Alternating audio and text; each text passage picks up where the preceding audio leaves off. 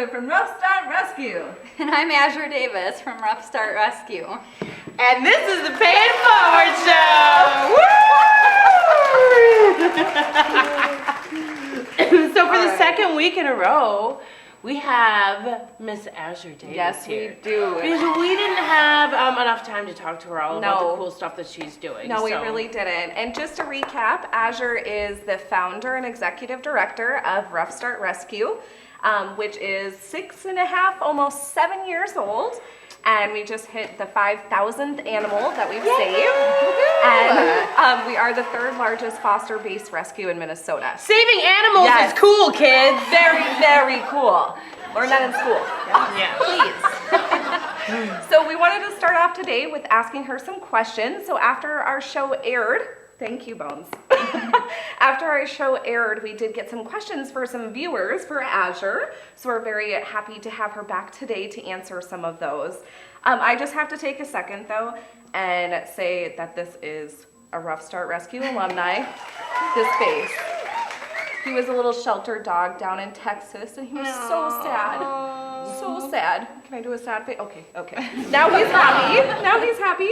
Azure did save him. They pulled him, got him up here, and I fostered him and completely failed when I met him. So I had to share that little tidbit. It's a foster failure. Yes, foster failure. Come here. All right. Be, though. I know, seriously. So what we're going to do is start off with question number 1. So this one came from Stacy in Minneapolis, and we want to talk to you about the challenges starting the rescue.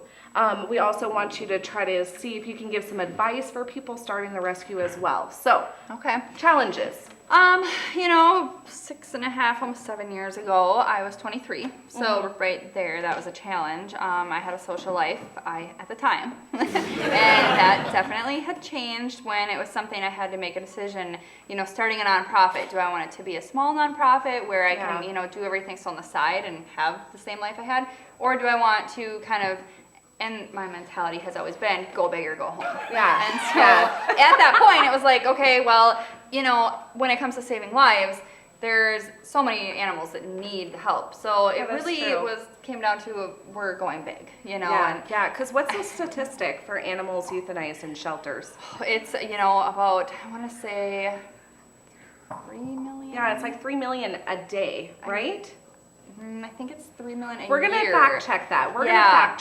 And we're going to have it down in I know the there's about description 8 for this million video. that go into the shelters in the United States that they track. So there's a lot of these, smaller impounds that nobody's tracking the numbers. And so that's probably a very low end. And I do believe about 3 million of them are never placed back home, is what I remember from the stats. And of those 3 million, 80% of them are euthanized, or 3 million I think are euthanized, but 80% of them were healthy and adoptable. And so that's a lot. That's a lot. I had no idea. Yeah, for no reason, just other than lack of space, overpopulation, not enough help out there. So I guess some of the challenges, like starting the rescue, were knowing these things, finding them out, trying to figure out what are we going to actually do about them. A big thing was, it's great, and I think being an animal welfare, you have to have the mentality like one dog at a time, or one life at a time, one cat at a time, one critter, whatever it might be. You have to have that to get through it mentally, because it can be so emotional and just challenging in that aspect. That's a really good point, because when you think about that large number, it's overwhelming. It's like, what do it really do? Is, yeah. And so for me, kind of the go big or go home aspect, it came back to, well, I'm not satisfied enough with having just one dog at a time. Like, I need to make a bigger difference so that in 20 years, someone in my position doesn't come back into this and have to have that mentality. And so my whole thing behind that, for years was, what can we do differently? And we can talk about it more later if we have time, but that came back to the education aspect for people, for children, and how we can educate them. Right. So, I'm going to have Danielle ask our question number 2. All right. Question number 2 comes in from Emily from St. Paul. Hi, Emily. Let's see. What is the reason Ruff Start Rescue became so successful in 6 years? Yeah. Or maybe a few reasons. If there's one magic reason, I want to know it immediately. I'll pay you. I don't think it's one magical. I wish that it was one magical reason. I could just tell you. I think there's multiple reasons. I think really the biggest reason is the people, the unity that comes together with an organization where people feel and know that they're making a difference, and they have that purpose there, and they get behind the mission of saving lives. I mean, I don't know, there's not, to me, a whole lot better than knowing you're saving lives. And it's not just animals, it's people too. I mean, there's people, and you know better than anyone that, for therapy dogs and stuff, there's people that you're saving them as well. They need those animals. So you have the feel-good area. It's the connection. It is. Yeah, and so I actually have chills right now. A huge aspect of it is people that come into the organization thinking, I'm not really sure what I'm getting myself into, but then once they get in and realizing I can make a difference, I can do something, and I'm a big part of this, and I didn't know if I would be, but I am. It's a life-changing experience, and I think because of that, people become friends. It's kind of like a little tight-knit community that is, a whole, and they stick together, and everyone is doing it for the right reasons, and they have this mission. I mean, there's a lot of different rescues out there. Regardless, most of them have the same, purpose. Starting an organization, we're here to save animals. And so, some people may be at a different rescue, come to our rescue. Regardless, I think people just want to be involved to save lives. So I think part of our big thing, becoming successful in 6 years was really building that up, finding that, and knowing that this is what people love to do. And if you can find their area of expertise that they will strive in and place them in an area where they're doing good and they're making a difference, do it. And we're talking like everybody matters. I mean, just from something as small as passing out a flyer, or as big as a lawyer, and you're not sure what to do with your skills. I mean, it is just like everything in between. There's always a place for you in animal welfare. Always. And there's probably things out there that we don't even know exist that we need. That someone has a skill set that we could use. If you have any good ideas, we might not have thought of them yet. Hit us up.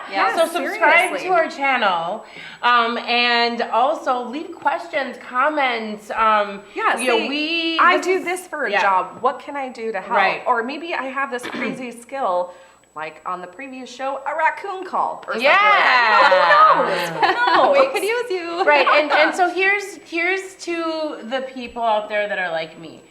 It hurts my soul so much to see neglect, torture, abuse with animals. That's why I started to do therapy dog work, because I knew that I could, that's my contribution. However, don't let that scare you away, because there's so many things you can do with Ruff Start Rescue besides having to be exposed to things like going into, like, let's say a hoarding situation, or let's say you have no time, you're super just stretched thin, you're watching this just like, I need a little break. No, they're asking me to do more stuff. You don't have to actually physically do anything. You could simply donate $10, $15, $20 if you want to make a larger impact. Of course, a larger monetary donation will be put to really good use. So, I mean, that's always an option for you guys too. So, and same thing with Danielle, guys. The Canine Inspired Change. It is so incredible. Like we've talked about before, it's the complete full circle. All of these animal welfare organizations. I mean, we were just talking. There's like a dog chiropractor. There's, a dog psychiatrist, which hopefully we can get on the show. Communicator, an animal communicator. Michelle Mix, shout out to you, sister. We need you on the show. So, there's... She probably already knows that. She, There's a lot. It's just amazing. It really is. It really is. So... Yeah, I mean, we have adopters that ask us all the time, what can I do I want to have a therapy dog? We don't specialize in that. So, having you, now we have a resource. We can give people, there's fosters, there's adopters, people have questions, they want those resources. For us, having those connections and having a list, it just makes it the full circle together more, because it's right at our fingertips. Here you go. And that's the purpose of the show, to bring together all of this, and to give it to you to know what is out there, because there is so much. So if you've got something like an inkling that you're willing, to share with us, like, does this exist? I don't know. It very well could, and we'll find it for you. So please let us know. We'll make it exist. So that's why we're here together, Ruff Start Rescue and Canine Inspired Change. Not that we're the only ones bringing about good things in our community, but Ruff Start Rescue could have easily done the show on their own. Canine Inspired Change could have done the show on their own. But you know what? We're putting our money where our mouth is. We're doing it together because we do believe that connection heals. It does. We believe it. It And so does. we're modeling that for you guys because we do believe in the abundance of the universe. There is enough to go around to support this organization, to support my organization, to support all of it out there. So please do. We need you though. We need to build the tribe. Yes. So maybe that's liking Facebook page, just subscribing to the channel, sending in a question, sending in $5. Anything helps, seriously. Yes. Seriously. Let's make the love in the world bigger. That's Danielle's words, I swear. Yeah, I'm rubbing off on you. We have that documented. I know. Anyway, the last question that we have one for more Azure. question. Yes, we do. And this is coming from Scott and Zimmerman. Hi, Scott. So, I'm looking at all of them. Yes. Thanks, Scott. Azure, in the midst of running the rescue, because we know this is going to be a full-time, round-the-clock job, what do you get to do for fun? Do you have fun? What is your life like, Azure? this girl has fun. Yeah, I do. You know, I think there was a point in time, probably 2 years ago, where I got to that almost 5-year mark that maybe 80, 90 hours a week I was doing rescue, and it is very draining sometimes. I mean, it is such a positive thing, and it is so great, but at times you have to kind of have the discipline to step away and, shut your mind off and do something. Yeah. And so, I started gardening. And I have a big garden, and I kind of got out of control, and it was 1,200 square feet. And then I got stressed about that because the tomatoes were going bad, and I had to can them and use them. So I scaled that back a little bit, and then I started mushroom hunting. And I mean, that's so cool. If you guys don't know what mushroom hunting I'm a mushroom hunter. I have chocolate tea right over there. Yes. See, and I am not, so I am all ears. What? See, and I don't hunt What animals. is that? But mushroom hunting, I'm pretty sure it's like the What same do you thing. do? Like, You're like You looking walk for through the specific woods and trees. trees and then different kinds of mushrooms. I Yeah. mean, you have to be so very careful. So please, take a class, educate yourself before you go out and do this, because there's definitely deadly poisonous ones that you do not want to eat, and you don't want to eat any of them raw. I mean, there's ones that are edible. You need to be able to cook them. Chaga is different, but there's a lot of benefits to them. And even if you don't want to eat it, there's some. Call me. I'll eat it. My parents, people will eat them. Not so the it's magic fun, kind, but it gets you out in the woods. Like, you're walking on the trails, you're in nature. Yes. It's kind of a stress relieving time. Right. So it sounds like outside. nature. Yeah, camping. Kind of, I love being outside. I love doing four-wheeling. Anything that I can go and do, be on the boat in the summertime. I went to the Boundary Waters this summer for the first time, and that was amazing. And no cell phone service, so you have a little anxiety the first day that you don't have your cell phone, but it's so good for you. So I have found over the last couple of years, and this is kind of, you had asked me advice for people that want to start a rescue. 2 things that I can tell anyone.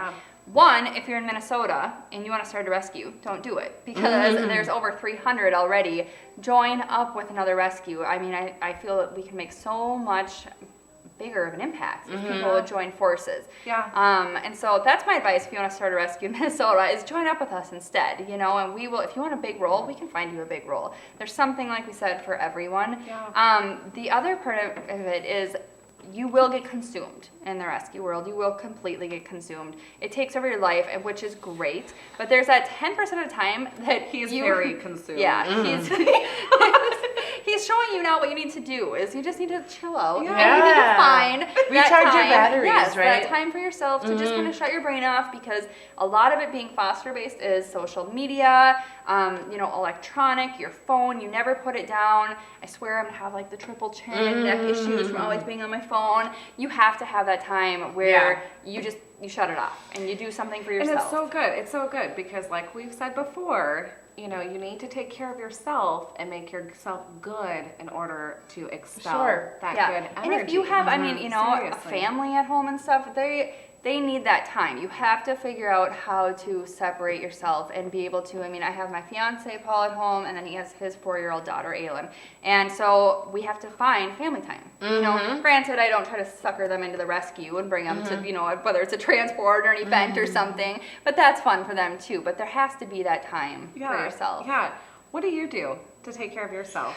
I'm a yoga person. Yoga's great. I do yoga. I need teach to do that yoga more. as well, and it's just been tremendous and shutting my brain down. We have this phrase in yoga called chitta vritti. Ooh. Or chitti vritta. It's very close to shitty vritty, but it's not. Leave that, Lori. Danielle, that's too much. But it's the mind chatter. It's the mind chatter that doesn't shut down, right? Yeah. And so yoga for me, I'm assuming much as your like walks in the woods are for you. It's a time to just slow down the mind chatter and take a deep breath and just know that. Keep putting one foot in front of the other, and just do the next right thing. Doors will open if your heart's in the right place. The people will show up. That's how we got here. Like, I never in a million years that I'd be sitting here doing this web TV series with these gorgeous, beautiful people. And I mean from the inside and out. Yeah. So, it's all these surprising offshoots. So, Yeah. one foot in front of the other. Keep your heart open. Right. All right, you guys. Yeah, Bones is done. I know, seriously, he is so exhausted. So last thing we want to tell you guys about Ruff Start Rescue and our new facility, which we talked about our first episode. You can definitely check it out on our website, www.ruffstartrescue.org. RUF, not rough like, oh, that sandpaper is rough. Yeah, like parking, rough. Like Yeah. And there's a lot of things, we're going to be giving updates. We have a giving grid, which it's called on there, where we're putting updates on and people can kind of follow the progress. We're in 1,000 square feet now. I think you had said that on the first episode. It's 5,400 square feet that we're going into. But we need help. We need money. We need people that are we're looking for contractors right now. People that have different skill sets. That's like another weird skill, Electricians, plumbers. I know that there's people out there. Skill, I shouldn't say that. But you wouldn't necessarily. You wouldn't think that animal rescue would necessarily need that, but we do. We need those people. So weird. Super weird. I'm more of a Netflix and chill. So. All right. Well, we're gonna have this lady back many times. So until then, 1, 2, 3, pay it forward.